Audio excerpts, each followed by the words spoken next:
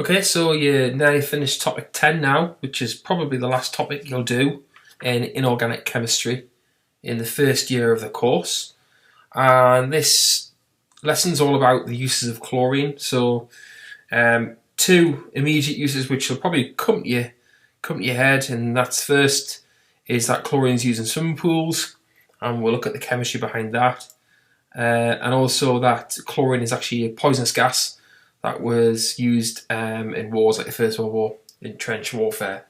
You don't really learn about that, but it's worth mentioning here now that chlorine is a gas at room temperature, but it's quite a dense gas, so that's why it was used in trench warfare. Because what happened was, if you're a soldier here and you fight a battle against, let's say, another soldier over here, and you're both in your own trenches, a trench there, and a trench over here, like that. If the wind is blowing in this direction, hopefully, then if you release some chlorine, tub of chlorine there, because chlorine is quite a dense gas, it actually sinks to the bottom, and so the wind will blow it towards this trench over here, and because it's dense, it'll actually end up in the trench. So it was a deadly gas that was used in World War One, and you'll see in a second that chlorine actually reacts with water, and so it reacted with the water in people's lungs, and so it wasn't very nice at all, really. But we don't really focus on that today. We'll mainly look at some of its other uses as well. So the first use is all to do with how it reacts with water. Okay, so I'm going to put a little subtitle here: reaction with water.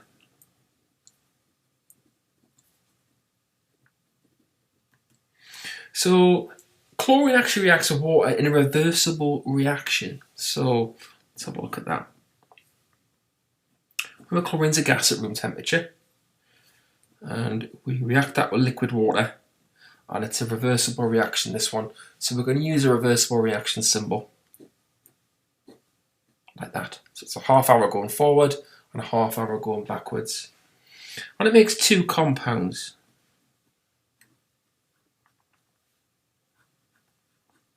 This one you'll recognise. So this one is hydrochloric acid. We call it hydrochloric acid and not hydrogen chloride because it's dissolved in water. If it was HCl gas, it would be hydrogen chloride, but because we've got liquid water here, the product here is dissolved in water, so we call it hydrochloric acid. This substance you might not have come across before, alright? Before we name this substance, what we're going to do is we're going to look at the oxidation state of the chlorine before and after in this reaction, and then come back to the name of this sort of thing here, okay? So chlorine is an element by itself, therefore its oxidation state is 0. This chlorine here, let's work out the oxidation state there. Well, this hydrogen is positive, and this oxygen is -2. Therefore, this chlorine here is actually +1. So this is not a halide ion, because halide ions are Cl-.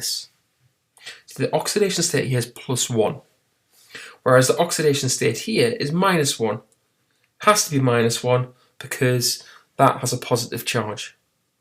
So we can see here that the oxidation state of chlorine goes up, in other words, it gets more positive or less negative, and it also goes down as well.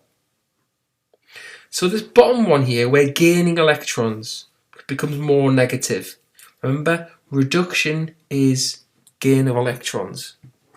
Here, the chlorine is getting more positive, it's getting less negative, so we're losing electrons. Oxidation is loss of electrons. So we can see here that the chlorine has been oxidized and it's been reduced in the same equation. So this is a simultaneous oxidation and reduction of the same element in the same equation. And obviously this is what we call a redox reaction, because there's changes in oxidation state. This is a certain type of redox reaction.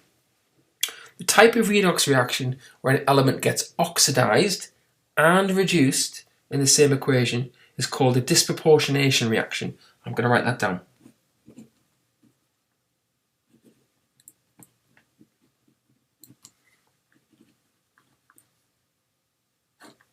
So that means different.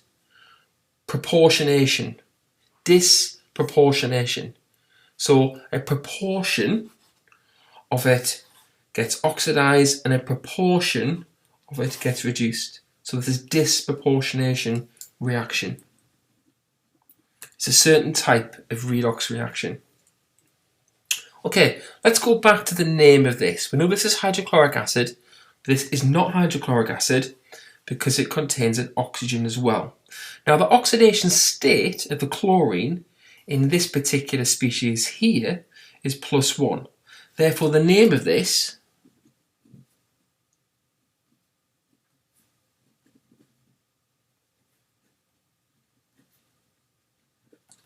is chloric 1 acid. And this Roman numeral 1 here refers to the oxidation state of the chlorine there. So, if you have a swimming pool and you put some chlorine into some swimming pool, what you get is you actually get two acids produced. You get chloric 1 acid and you get hydrochloric acid.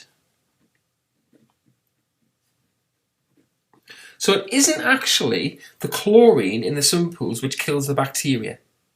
It's not the chlorine in the swimming pools which kills the bacteria. What happens is the chlorine reacts with the water and it produces the two acids, okay?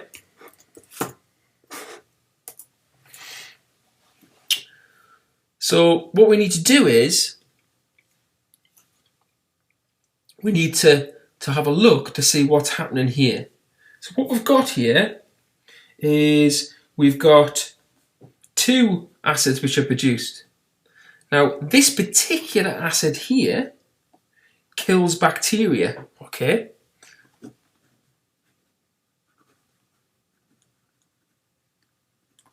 So that is the active ingredient rather than the original chlorine, okay?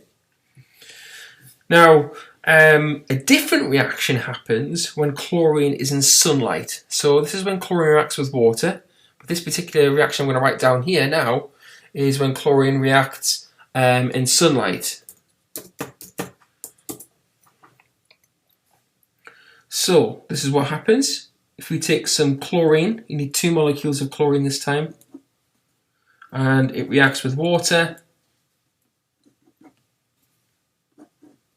And that produces hydrochloric acid and oxygen.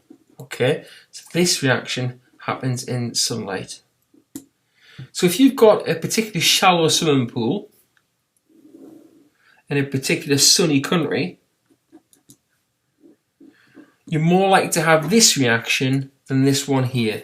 All right, and chlorine, when you put chlorine in the swimming pool, because chlorine is a greeny colour, when you put chlorine in the swimming pool, it starts off as a pale green colour and then it ends up colourless.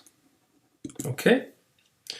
Now what we see is, over time, the chlorine, you see like a green tinge to the chlorine in the swimming pool, and over time it goes colourless and the chlorine gets used up. Now, hydrochloric acid, yes, it will kill some of the bacteria, but it's not as good as chloric 1 acid at killing bacteria. Therefore, in sunny countries, particularly in shallow swimming pools, what you need to do is you need to keep on putting more chlorine in, because we want the chlorine to turn to this substance here rather than hydrochloric acid. So you might have to keep on topping the chlorine up. That's why you have to keep adding chlorine over time. Okay, so an alternative to direct chlorination of swimming pools is to add a different substance. So we can add sodium chlorate instead.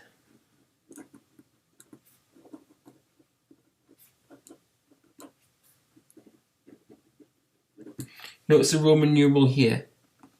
Again, that Roman numeral 1.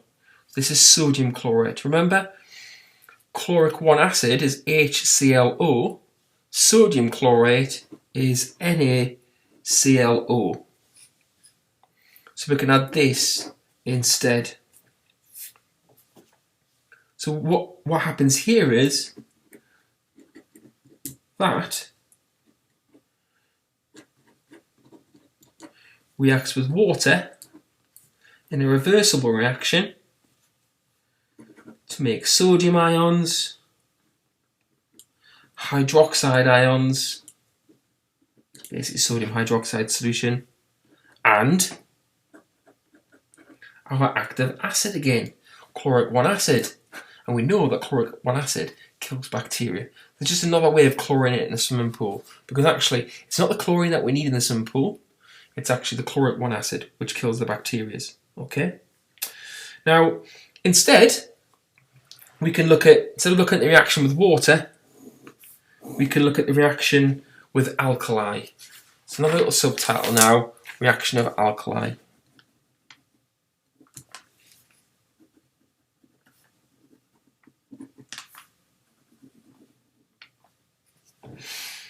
Okay, so now this reaction is with, you need to know these conditions off by heart, cold, dilute sodium hydroxide. So if the reaction is not cold and it's not dilute, a slightly different reaction occurs that you don't need to be aware of. Okay, let's have a look at this reaction. So this is chlorine with cold dilute sodium hydroxide.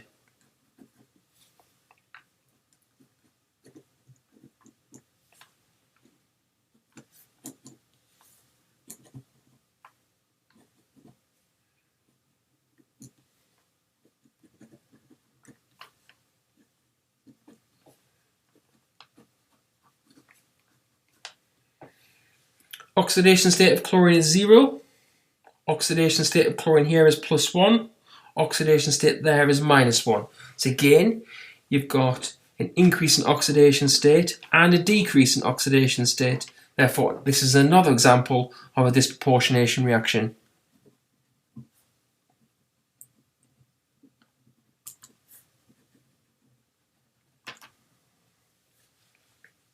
Okay? So that's another example of a disproportionation reaction. And this particular one is used for household bleach. So NaClO and NaCl and water mixed together, that's bleach. Okay, that's the use there of bleach. Okie doke. So, a few uses of chlorine there.